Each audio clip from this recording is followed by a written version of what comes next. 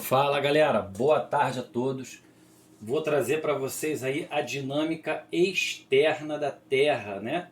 Também chamado de agentes modeladores do relevo terrestre. Para começarmos, vamos trabalhar a erosão, né, que compreende o desgaste ou a modelagem do relevo a partir de choques mecânicos envolvendo a água e o vento. A erosão é a primeira etapa de desgaste do ciclo das rochas sedimentares, que conta ainda com o transporte e com o ciclo e com a etapa da deposição e a sedimentação, que é o acúmulo nas partes mais baixas do relevo. Então vamos lá, galera. O que é erosão? Erosão é o desgaste do relevo a partir de choques mecânicos, ou seja, a água e o vento se colidem, né, com o relevo. Esse relevo é desgastado e esses sedimentos são transportados até as partes mais baixas, se acumulando, tá, nas partes mais baixas do terreno. E à medida que esses sedimentos se acumulam, eles formam rochas sedimentares. A compactação, né, pelo peso das camadas de cima, né, vão formar rochas sedimentares. Então, além da erosão desgastar e modelar o relevo, a erosão faz parte também dos ciclos das rochas sedimentares, né? Então, a parte do desgaste, transporte e deposição, nós chamamos de ciclo supérgeno. No Brasil, um dos processos erosivos mais comuns é a erosão pluvial, provocada pela água da chuva. Então, em regiões úmidas, a erosão pluvial ela é muito comum, né? E a erosão pluvial é muito forte quando nós temos relevo inclinado e falta de vegetação, né? Processos de erosivibilidade, ou seja, propriedades que vão tornar o ambiente mais erosivo. No caso, um relevo quanto mais íngreme, tá?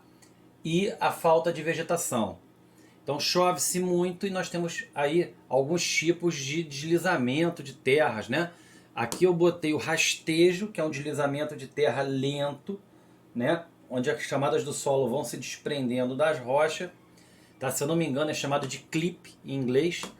E nós temos o slump, que é esse movimento rotacional aqui, que ocorre deslizamento rápido das encostas. É muito comum isso aqui, por exemplo, nas encostas do Rio de Janeiro, né? Formação de slump. Outro processo de erosão muito importante, né, ocorrido aqui no Brasil, sobretudo na região sudeste do Brasil, é a formação de sulcos, ravinas e vossorocas, né, o próprio vossorocamento, né, que é provocado pela erosão da chuva quando ocorre saturação da água subterrânea e das águas superficiais. Por exemplo, chove tanto que o nível da água dentro do solo, ou seja, subterrânea, se encontra com a água superficial. Começam a formar pequenos sulcos, ravinas, que são sulcamentos maiores, e esses buracos imensos são chamados de vossorocamento, né? Então as vossorocas é um estágio de erosão dos solos muito severa provocado pela chuva. Aqui, ó, pequenas ravinas, né, até chegar às vossorocas.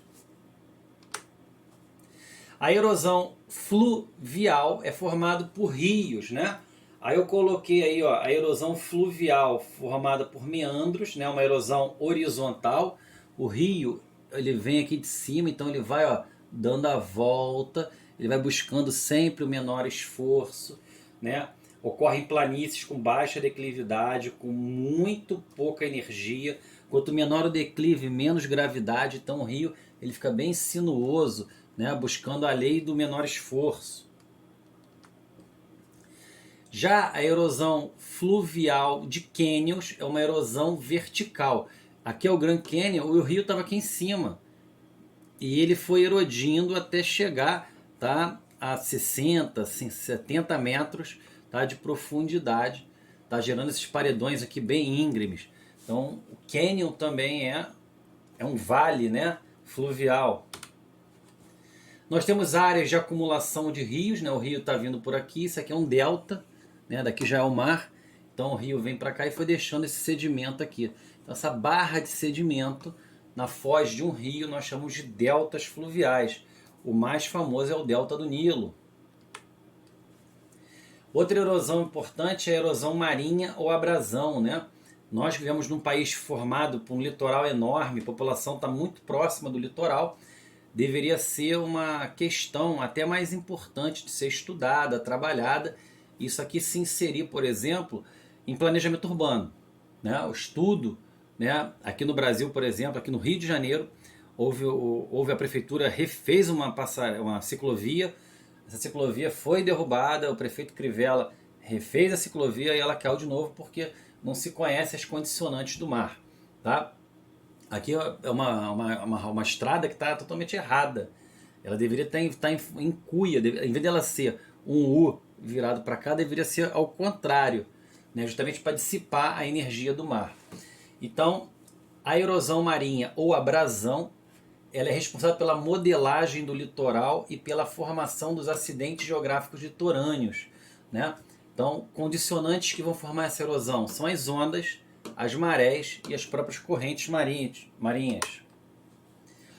Por exemplo, o que forma em termos de... formam baías, né? Ou pequenas enseadas, que são reentrâncias do litoral. Podem formar tômbulos, né? Que é essa faixa de sedimento, tá? Entre o continente e alguns pontões rochosos.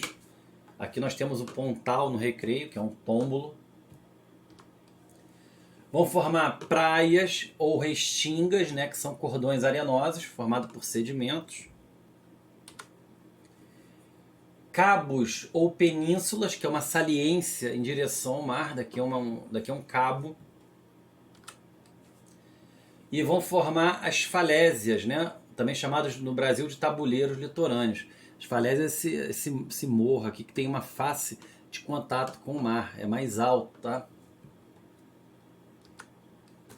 A erosão glacial, muito comum em ambientes glaciais, onde imensos blocos de gelo marcam a superfície.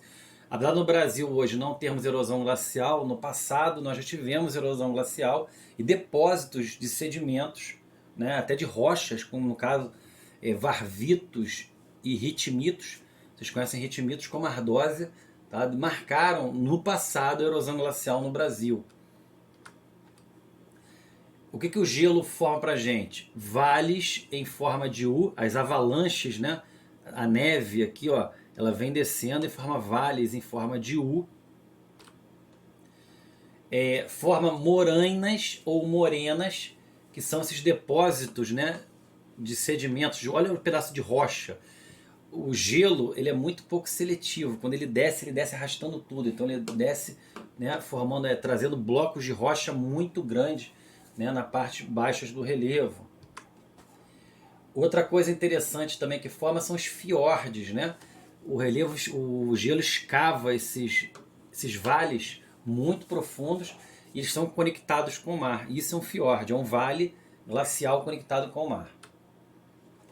E a erosão eólica formada pelo vento é mais comum em ambientes secos, não tão úmidos, né? Onde o vento vem com sedimentos soltos.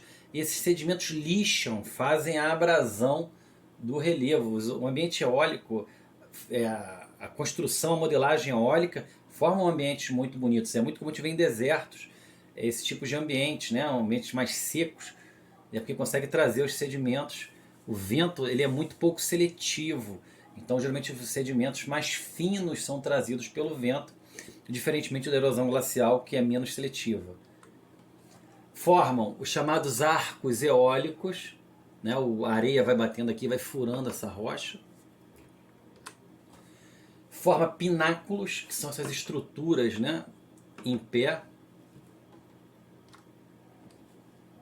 Ventifactos, né, que são essas espécies de taças produzidas. E a acumulação eólica forma as dunas, né? Toda a duna tem um ângulo de quebra de 33 graus, tá? Já o intemperismo não é a erosão, mas o intemperismo é um processo de alteração química pela dissolução, física pela desagregação e biológica das rochas. A rocha ela é um agregado de minerais. Então esses minerais, né, eles vão ser dissolvidos, desagregados, né, ou sofrer alguma ação biológica, tanto de dissolução quanto de desagregação, e os minerais da rocha vão ser soltos e vão formar solos, tá? Então, por exemplo, o intemperismo físico se dá pela variação de temperatura, pela ação do gelo e pela ação dos ventos. Já o químico se dá pela água da chuva, ou aqui no caso líquens, né, musgos, tá, do solo. Então, o intemperismo ele transforma a rocha, que é um agregado em mineral, em solo, seja ela por desagregação física ou por dissolução química. À medida que, por exemplo, vocês estão vendo aqui, eu estou saindo do polo. Se eu notar o polo eu não tenho tanta chuva. A precipitação está em azul, chuva. Né? A temperatura baixa, pouca chuva. Eu tenho rocha. Rocha é esse cinza mais clarinho aqui. À medida que a temperatura aumenta e a temperatura aumentou, choveu mais, eu tenho mais formação de solo. Então, por exemplo, o intemperismo químico ele atua em climas quentes e úmidos, porque depende de água. Ele é mais importante e mais profundo, ou seja, ele é mais rápido, ele forma solos com mais rapidez, então os solos são mais profundos. Já o intemperismo físico ocorre em climas quentes e secos ou climas frios e secos. Ele é mais lento, ele forma solos mais rasos, tá? Aqui tem a temperatura em temperismo, tá? Por exemplo, chove muito, a temperatura é mais alta, eu tenho químico forte. Aqui, ó, a temperatura vai ficando mais baixa. A temperatura mais baixa, né, e mais seco, em temperismo físico forte. Mais quente, mais úmido, químico forte. Mais frio e mais seco, físico forte.